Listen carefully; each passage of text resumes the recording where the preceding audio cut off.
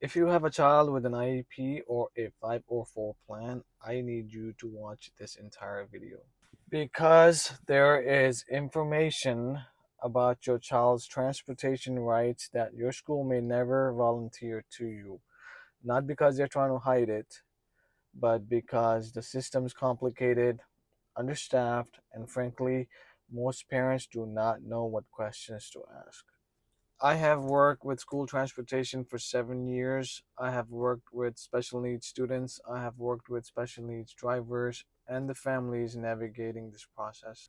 And today I'm going to tell you exactly what I have seen, what the law actually says, and exactly what you should be doing if you feel like your child isn't getting what they deserve.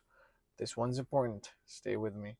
My name is Sean, and I am a transportation supervisor.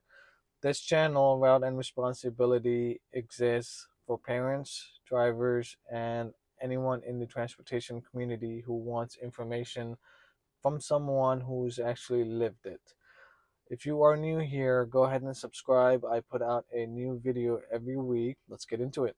Okay, let's start with the foundation. A lot of parents I meet don't realize that special needs transportation is actually not a courtesy. In most cases, it's a legal requirement. Under the Individuals with Disabilities Education Act, IDEA, if a child's IEP includes transportation as a related service, school districts are legally obligated to provide transportation free of charge as part of that child's free appropriate public education, FAPE. Let me say that again.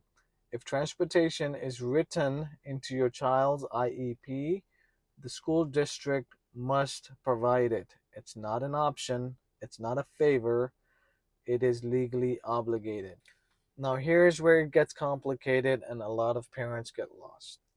Transportation only becomes a guaranteed related service if it is specifically documented in the IEP. And if it is not written in there, the district has much more flexibility in what they provide and how.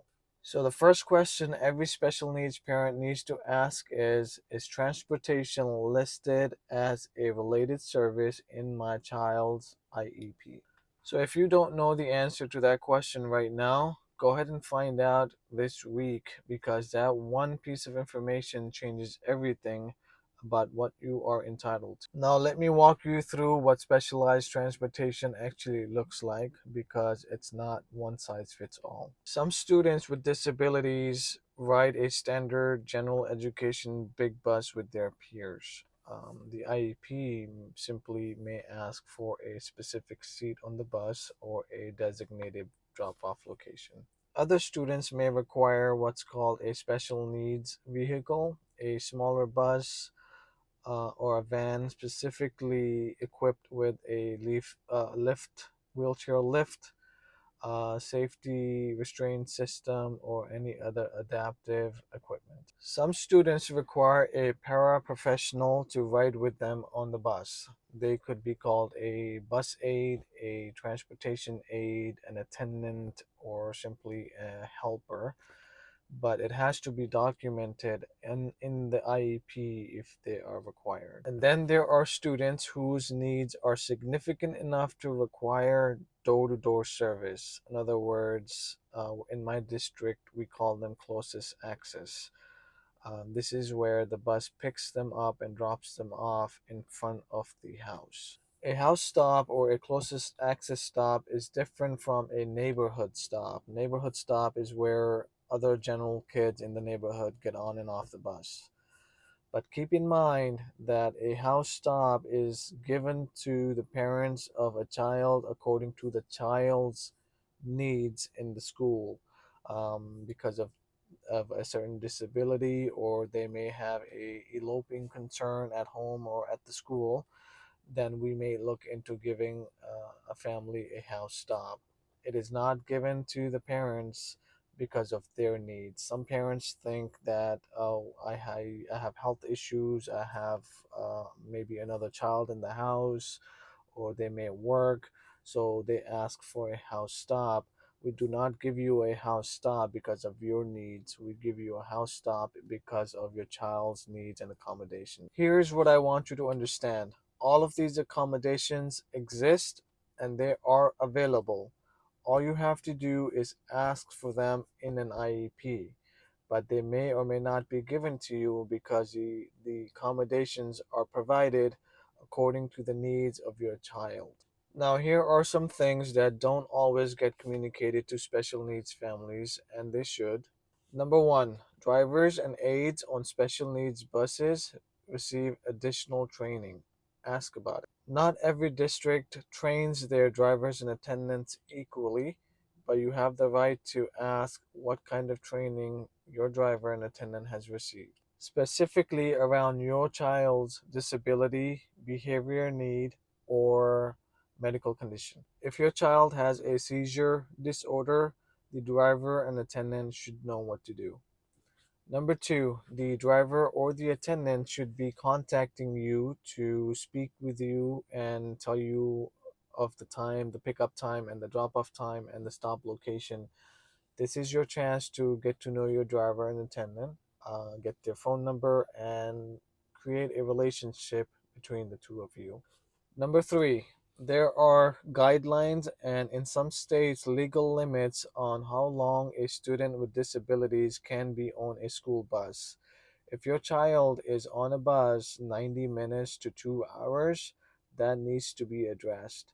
Go ahead and document that and bring that to your next IEP meeting. Number four, if something goes wrong on the bus, it should be documented. Any behavior issue, any restraint occurrence, any physical altercation involving your child should be documented, and you have the right to ask for those documentation. Just like incidents that happen in the classroom, the school bus is an extension of the school day. Your child's rights do not stop at the bus door. I want to give you a practical framework because knowing your rights means nothing if you don't know how to use them.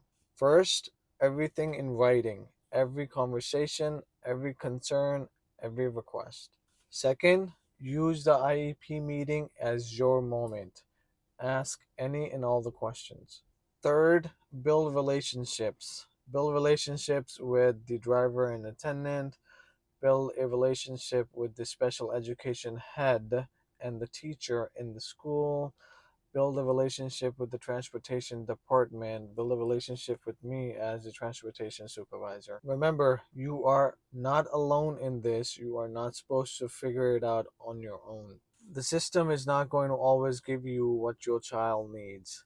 But if you know the law, you know the process, and you show up at that IEP meeting prepared, you change the outcome. Your child deserves a transportation experience that is safe, dignified, and appropriate for their need. That's the standard. Hold them to it. If this video helped you understand your child's rights even a little bit better, please share it with other special needs parents. This is exactly the kind of information that needs to be shared with those communities. And if you are not subscribed, subscribe now. Next video will be for school bus drivers. It will show you how to safely fuel your bus. My name is Sean and this is Route and Responsibility. I will see you in the next video.